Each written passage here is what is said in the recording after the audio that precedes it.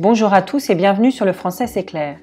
Je m'appelle Marie-Astrid, je suis professeure de français et j'ai conçu pour vous une carte mentale qui en 6 minutes va vous donner un récapitulatif complet de ce qu'on appelle les expansions du nom et que vous devez connaître au collège pour le brevet et encore plus au lycée.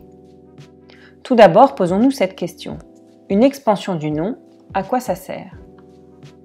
Le terme d'expansion du nom n'est pas très séduisant, j'en conviens.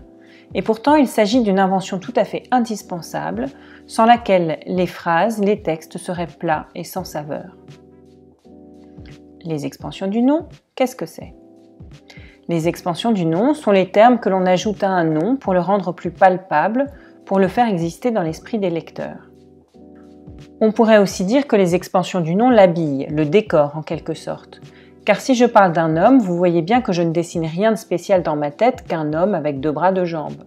Mais si je parle d'un homme mince avec un nœud papillon, ou même d'un homme mince avec un nœud papillon et qui porte un kilt, c'est une image mentale beaucoup plus riche qui va apparaître en moi. Utiliser des expansions du nom, c'est donc enrichir ces phrases, les rendre plus intéressantes, plus savoureuses. Plus vous en mettrez dans vos rédactions, mieux ce sera. Puisqu'elles rajoutent quelque chose de plus à la phrase, rappelons qu'elles peuvent toujours être supprimées. Il faut savoir les utiliser dans vos textes, ce qu'on peut faire spontanément sans être un expert en grammaire, mais il faut aussi pour le brevet et le bac les reconnaître et donner leur classe grammaticale et leur fonction. On peut classer les expansions du nom en 3 classes grammaticales différentes.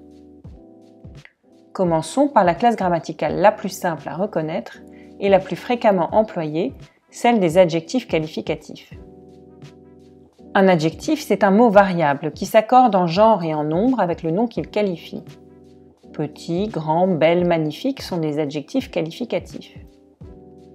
Pour être considéré comme une expansion du nom, il faut que l'adjectif soit placé proche du nom, mais aussi, c'est très important, il faut qu'on puisse le supprimer dans la phrase.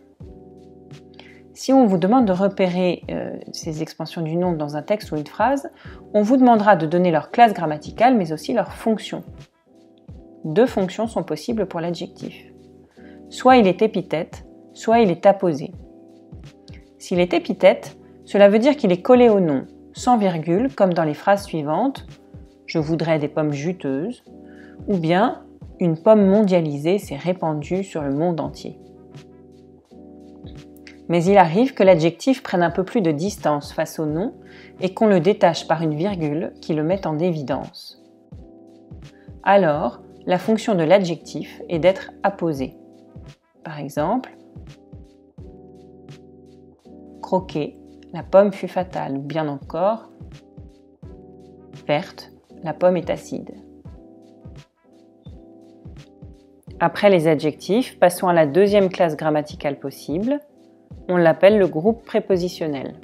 Qu'est-ce que c'est ? Il s'agit d'un groupe de mots commençant par une préposition. Pour se souvenir de ce qu'est une préposition, on peut apprendre par cœur la liste des prépositions qui constituent une sorte de petite phrase. Adam part pour Anvers avec 200 sous sûrs devant derrière. Vous voyez le personnage d'Adam qui part pour Anvers, la ville, avec 200 sous, 200 pièces sur lui, devant et derrière ses poches de jean. Pour être sûr qu'un groupe prépositionnel est bien une expansion du nom, il y a 3 critères à vérifier. Il commence par une préposition, bien sûr. Il complète un nom. On peut le supprimer. Si tous ces critères sont respectés, la fonction est alors complément du nom. Et l'on en voit ici plusieurs exemples. La pomme de douche. Une pomme en or. Et vous aurez reconnu la fameuse pomme de la discorde qui causait la guerre de Troie. Ou plus prosaïquement, une pomme avec un verre. Pour finir, voyons le dernier type d'expansion du nom possible. Il s'agit des propositions subordonnées relatives. Là encore, il y a 4 critères pour la reconnaître. Elle commence par un pronom relatif. Comme toutes les propositions, elle contient un verbe conjugué. De plus, comme dans toutes les expansions du nom, on vérifie qu'on pourrait la supprimer. et qu'elle complète un nom avec lequel elle est en relation. C'est d'ailleurs pour ça qu'on l'appelle relative. Je vous rappelle la liste des pronoms relatifs, qui, que, quoi, dont, où, lequel et ses composés.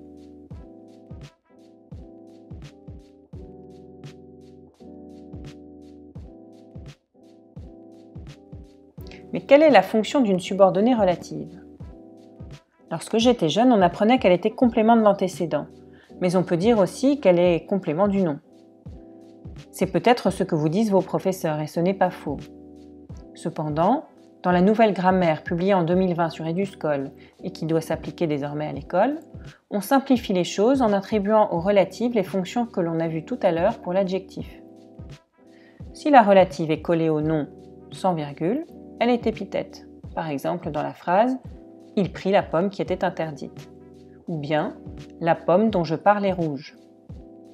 Mais en revanche, si elle est séparée du nom par une virgule, elle est apposée. La pomme, qui est un fruit, est pleine de vitamines. Ou alors, la pomme qui roulait finit dans l'eau. Bon, si cela n'est pas encore tout à fait clair, je vous conseille de dessiner cette carte mentale sur une feuille ou un cahier. C'est une manière très efficace d'apprendre. Vous pouvez aussi vous exercer grâce aux tests que je vous propose sur ma chaîne pour vérifier vos connaissances. Souvenez-vous qu'il est utile de revenir souvent aux mêmes notions pour bien les assimiler. Si vous souhaitez m'encourager, abonnez-vous, ajoutez un pouce bleu ou laissez-moi des commentaires.